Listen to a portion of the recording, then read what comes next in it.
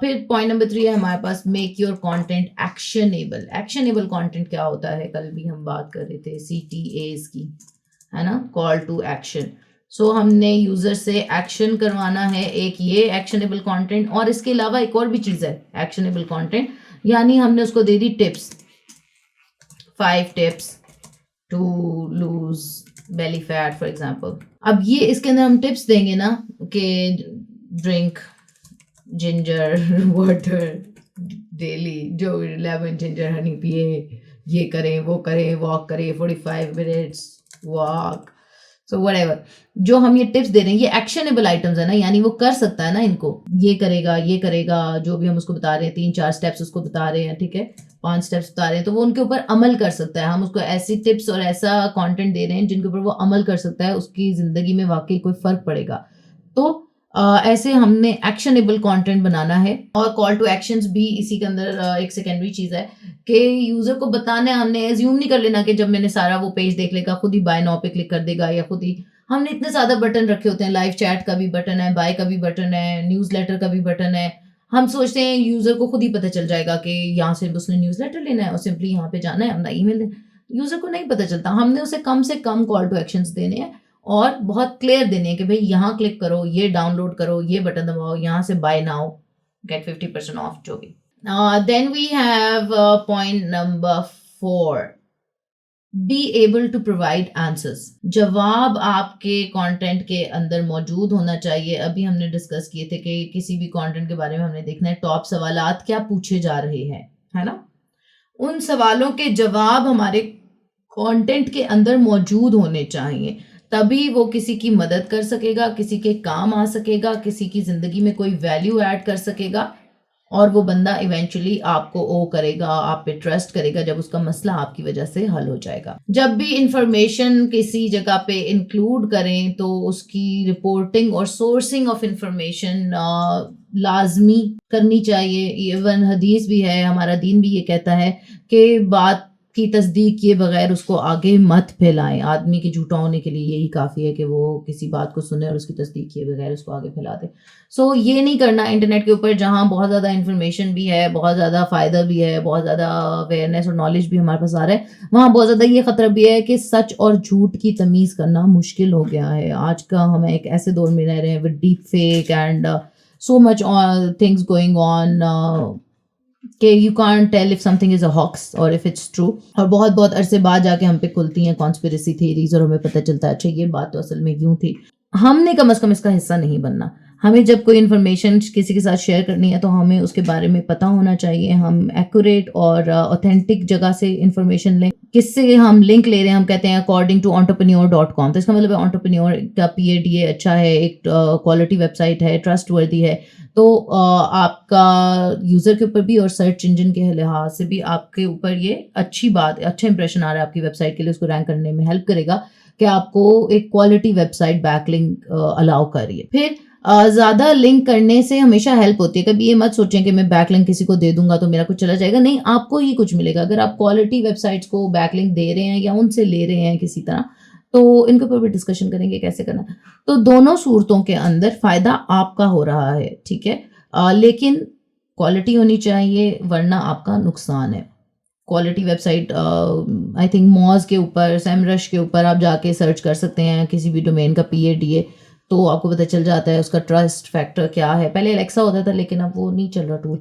So anyway may be उसका नाम change हो गया। तो आप इनके ऊपर मॉज, सेमरश, इनके ऊपर जाके चेक कर सकते हैं PADA, domain authority, page authority, और उस तरह की वेबसाइट से लिंक बैक करें। सर्च इंजन को भी इसी से हेल्प होती है। जब आप रेलिवेंट चीज़ों अपनी इंडस्ट्री के अंदर, अपनी नीश के अंदर रेलिवेंट वेबसाइट्स आपको लिंक कर रही होती हैं, और कौन सी A quality, B quality, C quality, कौन सी क्वालिटी वेबसाइट्स आपको कितने लिंक्स दे रही हैं, इसी पे डिपेंड कर रहा है कि आप कौन हो, या आपको डिफाइन कर रहा है वो। जैसे हम कहते हैं कि आदमी की पहचान उसकी कंपनी से होती है, उसके दोस्तों से होती है, इसी तरह एक वेबसाइट की पहचान उसके बैकलिंक से होती है। तो वो किन वेबसाइट, आप ये समझें कि गूगल के लिए, सर्च इंजन के लिए है कि आपकी वेबसाइट और वो बाकी की वेबसाइट्स आपस में दोस्त हैं, आपकी एक कंपनी है, you are hanging out together, आप एक दूसरे को इन्फॉर्मेशन दे रहे हो, ले रहे हो, तो आपका एक नेटवर्क है। उस नेटवर्क के अंदर आप अब A क्वालिटी नेटवर्क में फॉल कर रहे हो, B में फॉल कर रहे हो, C में फॉल कर रहे हो, ये डिपेंड कर रहा है किसके ऊपर कि आप बैकलिंक्स कहाँ से ले रहे हो और कहाँ को दे रहे हो। Got my point? इतना आसान करके मैंने आपको समझा दिया बैकलिंक्स। कुछ समझना है तो आप कमेंट्स में हमेशा मुझसे पूछ सकते हैं, ठीक है। अच्छा, फिर नेक्स्ट है हमारे पास एंगेजिंग और थॉट प्रोवोकिंग कंटेंट होना चाहिए। ऐसा कंटेंट होना चाहिए जो किसी को सोच में डाल दे, जो किसी के साथ रेजोनेट कर सके, जो किसी को एक्शन लेने पे, शेयर करने पे, लाइक करने पे मजबूर करे। जैसे हमने कहा कोई क्वेश्चंस के आंसर्स देने हैं, इसी तरह जब हमने सारे सवालों के जवाब दे दिए तो आपने यूजर को भी इंटाइस करना है, उसको भी इग्नाइट करना है कि भाई अब तुम बताओ तुम इस बारे में क्या सोचते हो। उसके जहन में कोई क्वेश्चन रह जाना चाहिए। इसका ये मतलब नहीं कि उसकी बात अनअटेंडेड रहे, उसका मसला अनअटेंडेड रह जाना चाहिए, लेकिन उसके मसले का हल देने के बाद उसे कोई फूड फॉर थॉट जरूर दें, उसे सोचने के लिए कोई बात उसके जहन में छोड़ जाए, ताकि उसके जहन में वो कंटेंट आपका बचता रहे, वो सवाल आते रहें। फॉर एग्जांपल अफ्रीका में हम अगर भूख की बात करें या हंगर की बात करें, या हमारे इवन अपने मुल्क के अंदर रूरल एरियाज की बात करें, तो एंड में उसको ये क्वेश्चन उसको पूछ के जाएं कि तुम जब दिन टेबल पे अब नेक्स्ट टाइम जब भी खाना रखोगे या सिंक में खाना वेस्ट करोगे, तो इस बारे में ज़रूर सोचना कि वो बच्चे या कितनी जानें ऐसी थी जो तुम्हारे इस खाने की वजह से बच सकती थी, कितने लोगों को ये फीड कर सकता था। तो इस तरह उसके जहन में जब भी वो नेक्स्ट टाइम ऐसा करने लगेगा, आपने उसे प्रॉब्लम सॉल्व करना ना, तो उसके माइंड में आपका ये बात आ जाएगा। इस तरह उसके माइंड के अंदर क्वेश्चंस रिफ्लेक्शंस छोड़ के जाएं। इंट्रोडक्शन बहुत ज्यादा जरूरी है। अगर हम इंगेजिंग कंटेंट, वो कहते हैं first impression is the last impression, बहुत हद तक ये बात सच है।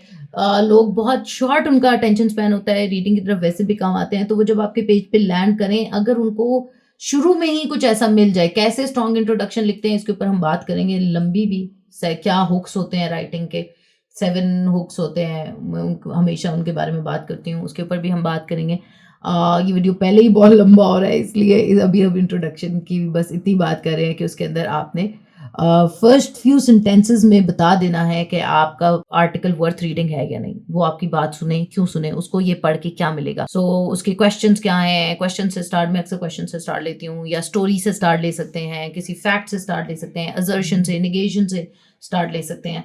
इसके ऊपर मजीद बात करेंगे। स्टोरीज, पीपल लव स्टोरीज, ये एरा ऑफ स्टोरी टेलिंग है जिस जमाने में हम जी रहे हैं, वो क्या कहते हैं, चक्कर पूरा वापस आता है। सो कितनी सदियों बाद, हजारों साल बाद ये वही एरा रिवाइव हो गया है स्टोरी टेलिंग का। लोग हमेशा से स्टोरी से रिलेट कर पाते हैं। सो आप अपना इंट्रोडक्शन किसी स्टोरी से ओपन कर सकते हैं, कोई अपनी ब्लॉग पोस्ट में या कोई प्रोडक्ट के अंदर डिस्क्रिप्शन के अंदर, ये भी डिस्कस करेंगे कैसे। सो स्टोरीज डाल सकते हैं, क्योंकि कहानियों के ऊपर तो सब कुछ बेस्ड है।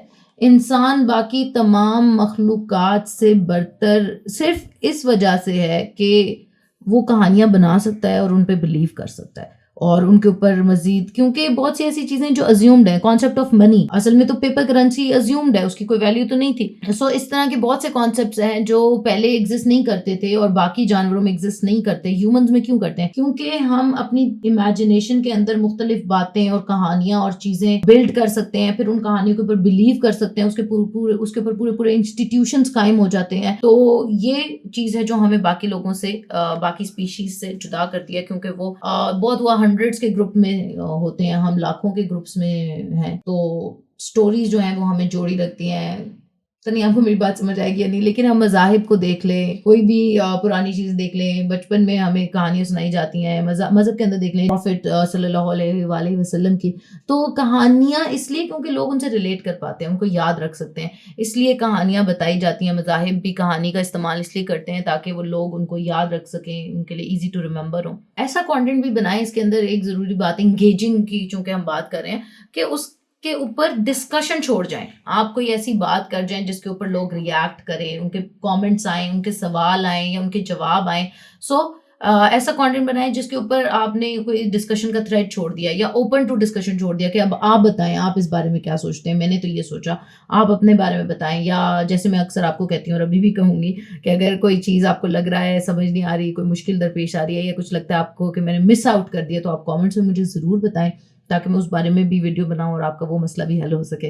तो मैं तो चाहती हूँ आपके तमाम क्वेश्चंस के आंसर्स हो जाएं। मैंने इंशाल्लाह ये तहैया किया है कि कंटेंट राइटिंग, चूँकि मेरा इतना एक्सटेंडेड एक्सपीरियंस है, जब से मैं पैदा हुई हूँ और मैंने होश संभाला है, मैं लिख ही रही हूँ, और लिख लिख के मैंने हार्ड ड्राइव्स भी मेरे पास भरी पड़ी हैं, और मेरे पास लिखा हैंड रिटन कंटेंट भी बहुत है। सो इतना लिखने का जो मुझे टेक है वो तो कम से कम आपको दूं। तो अगर कोई भी सवाल आपका रह जाता है, कोई बात आपको समझ नहीं आती, कुछ आपको क्वेश्चन होता है, तो you can always ask me in the comments. daankash.com 0304 1115786।